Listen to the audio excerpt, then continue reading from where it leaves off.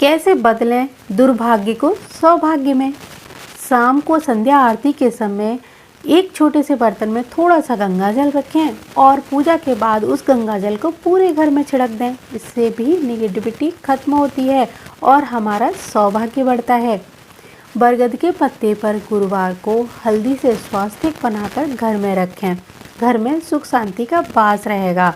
और जब ये पत्ता सूख जाए तो उसको जल प्रवाह कर दें या फिर मिट्टी में दबा दें। नीम, अशोक या आम की छोटी सी टहनियाँ पत्तियों सहित मुख्य दरवाजे पर जरूर बांधना चाहिए। इससे हमारे घर में नेगेटिव एनर्जी प्रवेश नहीं कर पाती। एक कपड़े में हल्दी की गांठ को बांधकर तकिए के नीचे रखकर सो जाएं। इससे संपन्नता तो आती है, सफलता भी मिलती है, साथ ही साथ बुरे स्वप्नों से छुटकारा मिलता है। मंगलवार को हनुमान जी के सामने एक चौमुखा दिया जरूर जलाना चाहिए और अपनी सारी परेशानियां उस दीपक को बतानी चाहिए। इससे हमारे सारे कष्ट धीरे धीरे जल जाते हैं, यानी समाप्त होना शुरू हो जाते हैं। भोजन करने के बाद कभी भी थाली में हाथ नहीं धोने चाहिए। ये अच्छी आदत नहीं होती है। इससे माँ अन्नपूर्णा का अपमान होता है। सुबह उठते ही अपने बिस्तर को सबसे पहले ठीक करना चाहिए, उसके बाद कोई और काम करना चाहिए। मंदिर में जब भी आप जाएं तो खाली हाथ नहीं जाना चाहिए।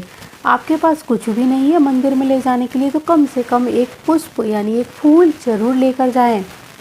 पूजा के बाद पूजा का जो आसन है उसको उठाकर तुरंत रखना चाहिए। घर का कोई भी सदस्य जब पूजा करे उसको ये बात जरूर बतानी चाहिए।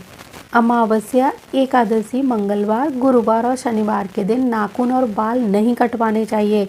इससे भाग्योदय में कमी आती है और व्यक्ति को जीवन में बड़ी बड़ी कठिन परेशानियों से भी गुजरना पड़ता है। पूजा पाठ जैसे शुभ कार्य अगर घर में हो रहे हों तो कभी भी दक्षिण दिशा के मुंह करके नहीं बैठें। इस बात का हमेशा ध्यान रखें। दक्षिण दिशा की तरफ पैर करके कभी सोना भी नहीं चाहिए, क्योंकि ये यम की दिशा होती है।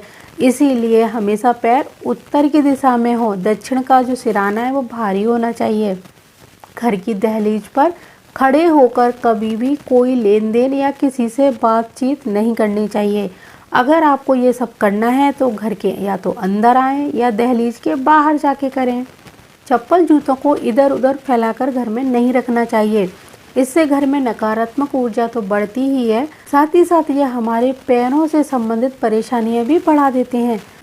तो ये थी कुछ ऐसी आदतें जिन्हें हमें अपनाना भी चाहिए और कुछ को बदल देना चाहिए। मुझे पूरी उम्मीद है ये जानकारी आपको जरूर अच्छी लगी होगी।